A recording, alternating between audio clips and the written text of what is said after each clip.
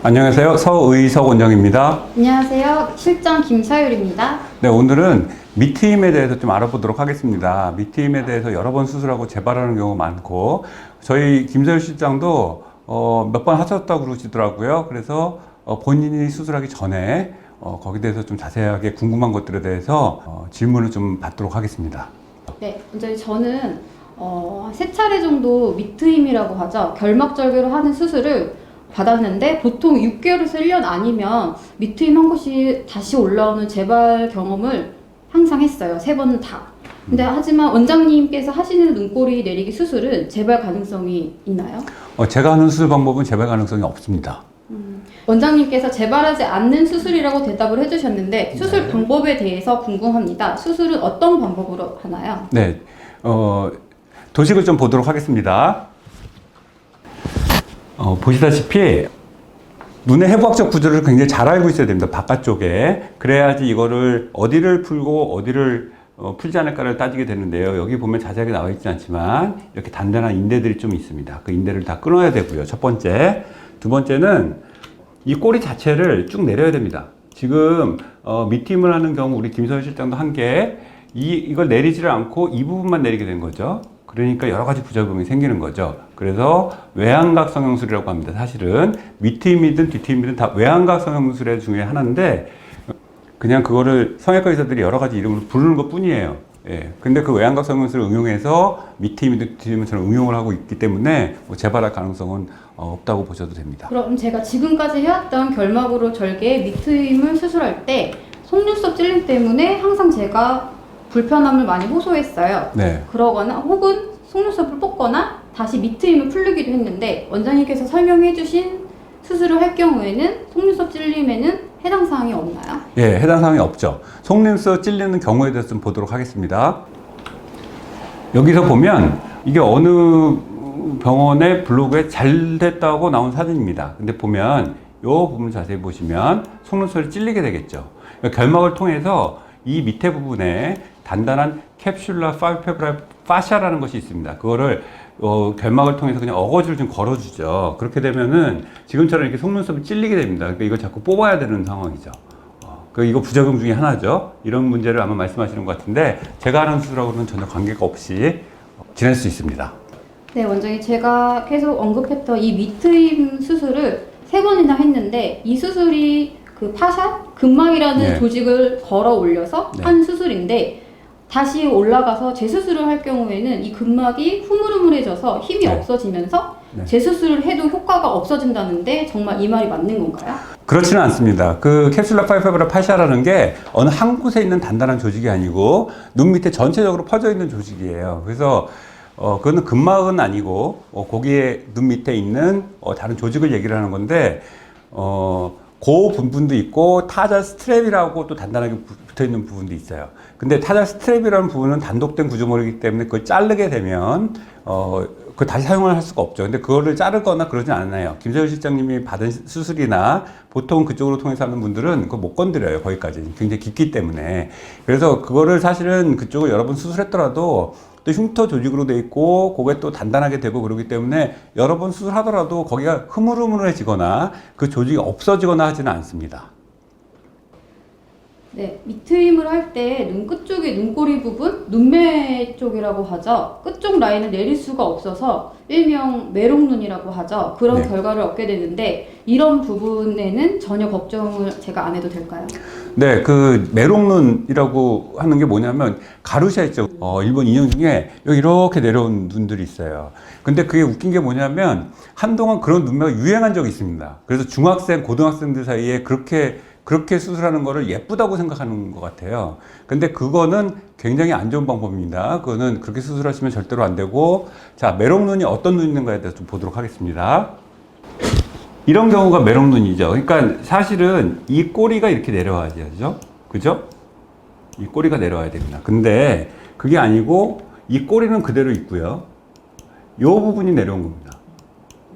그래도 이 정도면 뭐 괜찮습니다. 근데 이거는 여기를 보면 밑에 그림을 보면 오히려 여기서는 이 결막이 더 보이고 꼬리는 내려오지가 않았죠. 그리고 눈썹도 찔리는 것 같습니다. 그리고 내려온 부분이 이 부분만 내려왔죠. 그래서 이렇게 이거가 눈이 커졌다고 생각을 하고 이거를 기준으로 수술하는 의사도 있었고요.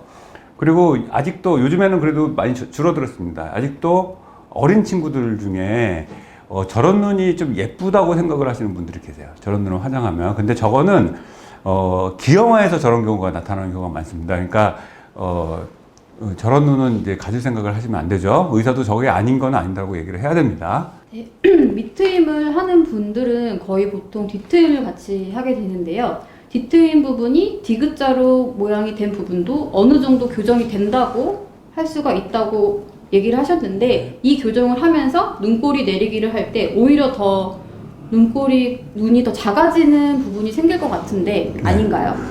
디귿자 먼저 저 질문하신 게 이제 디귿자가 다 교정이 되느냐 안 되느냐. 디귿자 교정은 어렵습니다. 사실 그걸 한다고 해서 처음에 완전히 우리가 정상적인 눈처럼 복원하기는 굉장히 힘들다고 생각을 하셔야 됩니다. 앞트임도 마찬가지예요. 앞트임도 마찬가지지만 뒤트임도 처음에 잘못해서 디귿자로 가게 되면 그걸 완벽하게 복원하기는 좀 어렵습니다. 그래서 정상처럼 보이게 만들고 어느 정도 개선을 시킬 수가 있다는 거 하나고요. 두 번째 질문이 뒤틀 하면서 눈꼬리를 내리기를 할 때 우리 눈이 더 작아지는 부분이 생기냐.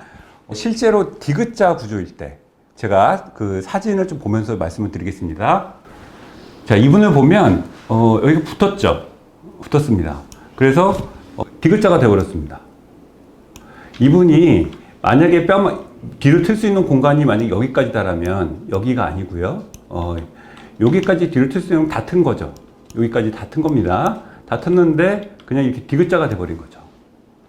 그런데 만약에 눈꼬리를 내리면 어떻게 내리냐 하면 이분은 눈꼬리가 내려가지 않았지만 예를 들어서 제가 눈꼬리를 내린다면 이렇게 내리겠죠. 여기서 이렇게 내릴 겁니다. 그죠? 그럼 여기에 하얀 부분이 있을 거예요. 요 하얀 부분은 없어지겠죠. 그러니까 그게 눈이 작다고 생각하면 이 수술을 하시면 안 됩니다. 근데 그 정도, 원래 저게 저렇게 만드는 게 정상인데 나는 그거 작아지는 것도 싫다. 아주 미세한 차이겠죠. 근데 그거 작아지는 것도 싫다 그러면 수술을 하시면 안 되고요. 그렇다고 해서 보통 이런 경우에 제가 수술을 하고 나서 밑으로 그 눈꼬리를 이렇게 내리고 나서 이렇게 내렸을 때 이 부분이 없어진다고 나서 눈이 작아졌다고 컴플레인하는 사람은 없었습니다. 그러니까 걱정 안 하셔도 될 것 같습니다. 그렇다면 뒤트임을 해서 흰자가 많이 보이는 부분에 만족을 하고 흰자가 많이 보여 시원해 보이는 눈이 좋다면 이 모양을 유지하면서 수술은 아예 불가능할까요?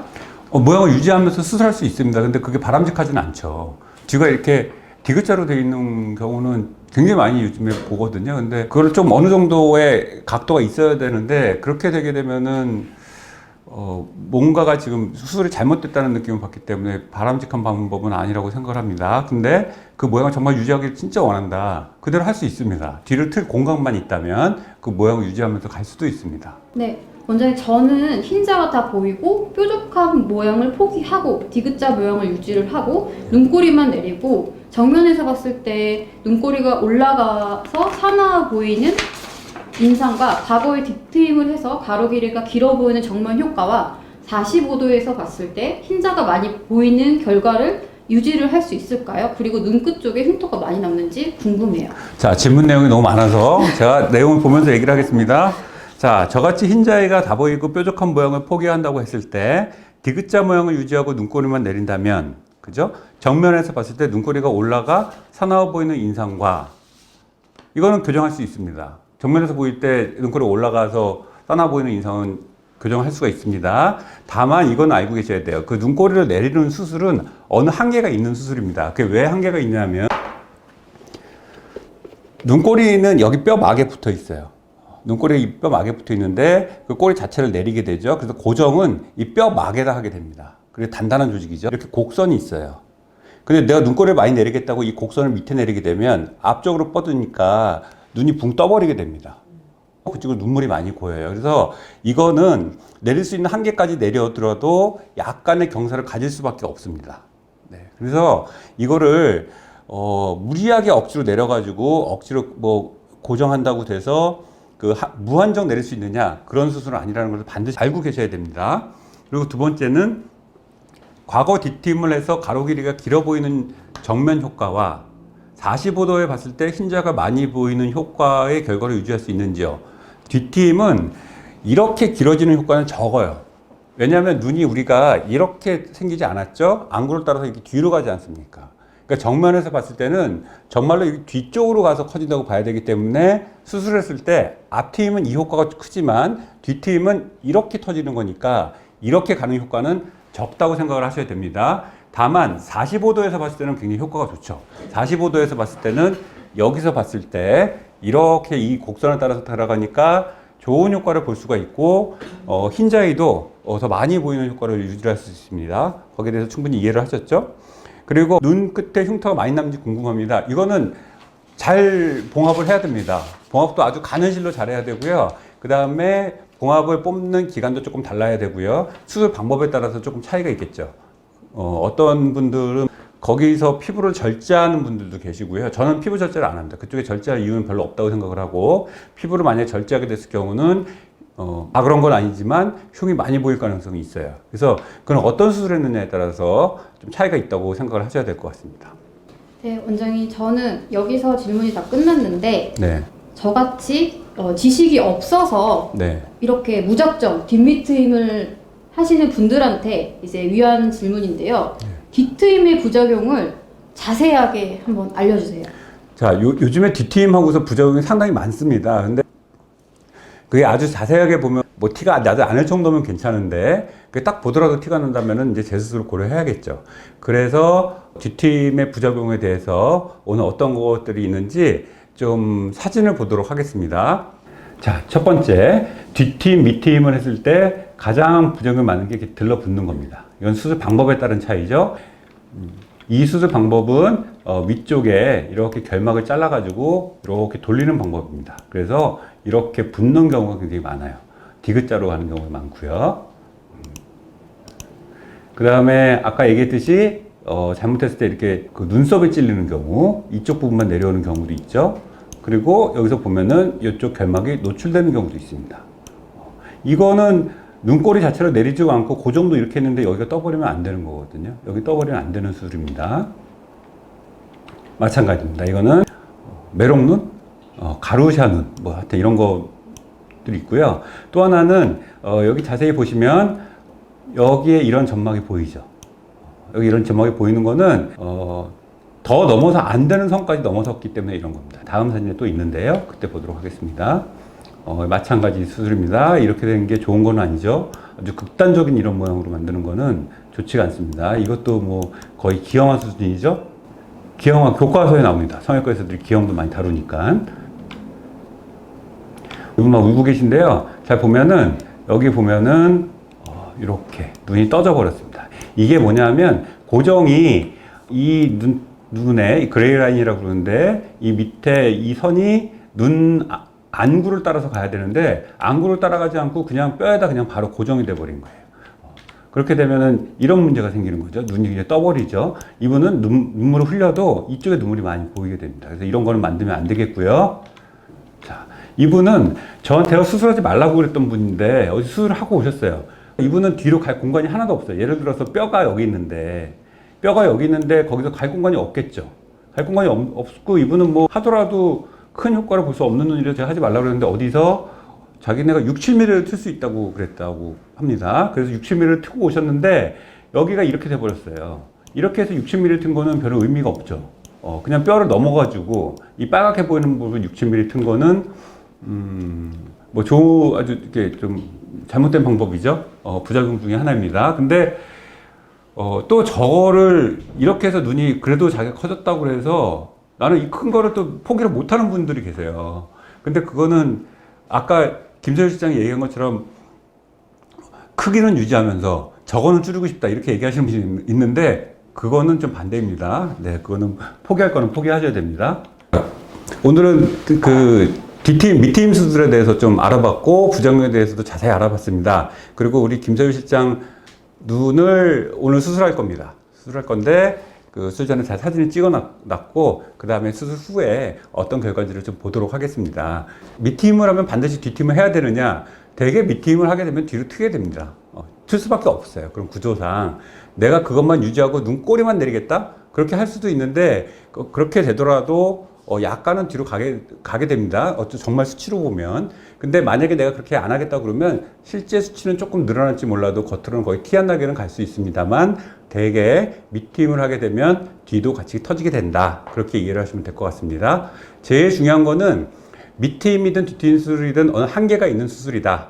그리고 처음에 잘못해놨을 때는 굉장히 복구가 어려우니까 처음에 제대로 된 수술 방법을 좀 고려를 하셔야 된다. 그렇게 생각을 하면 맞으실 것 같습니다.